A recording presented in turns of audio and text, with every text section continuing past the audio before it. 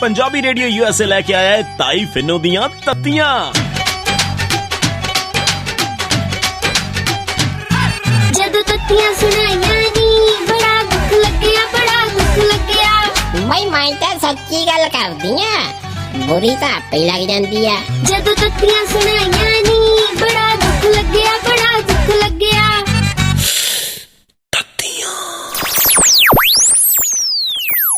सत श्री अकाल ताइये। ना हेलो, हाउ आर यू पमीरिए? ताइये आई एम तो फाइन है, तेनू की हो गया? I am fine. ताइये तू इन्नी अंग्रेजी किवें मारी जानी है? ले दस तेनू की लगदा कि आई स्पीक नहीं अंग्रेजी? नहीं नहीं आई ते कड़ दिंदी वट अंग्रेजी। वो तो पूरे पूरे कटदी पईयां, पर अंग्रेजी सीख के कित्थों आई है? मैं कुड़े जे कुंडी रखी आ, आई ना दस सकदी तैनू अजे। ओए माई बफेलो खुल गई कुड़े। ताइये बस कर ए मुक जानी हो तेरे मुंह च इत्थे ही। परे मारा यू डर्टी बफेलो। हाँ कुड़े की कहना आई थी?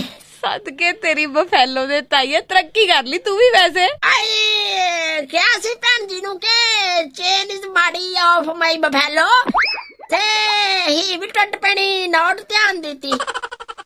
ताइये भैन जी ही नहीं शी हुंदी आ। चल जो भी हुंदी है कुड़े शी कर दू, मेरा वैसे जी नहीं करदा। दस अंग्रेजा भी ना पुट्ठे सीधे शब्द बनाए कुड़े।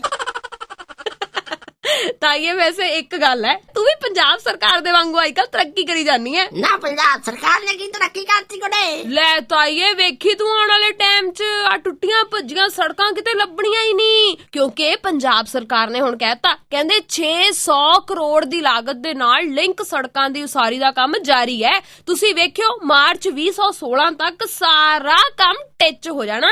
ना बई आह कुड़े जड़ियां अपने पिंडां दियां सड़कां है।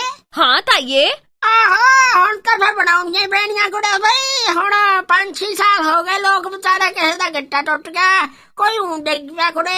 तां बई हुण जे बनाउणगे तां ही जदों 2017 च पिंडी थाईं ना आउणा पई वोटां मंगण, उदों भाई गड्डियां लंघणगियां इन्हां दियां। 4 साल लोकां दे गड्डे तां लंघ गए।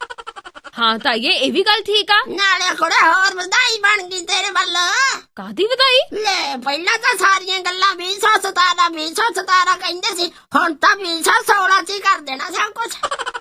आहो ताइये इधर तो मेरा ध्यान ही नहीं गया। हाँ कुड़े जू कंसंट्रेट। हाय मैं मर जा।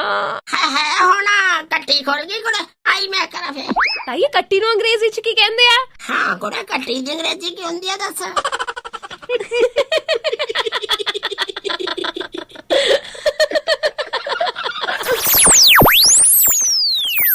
मैं तो सच्ची गल करदी आ, बुरी तो आपे लग जांदी आ। जदों तत्तियां सुनाइयां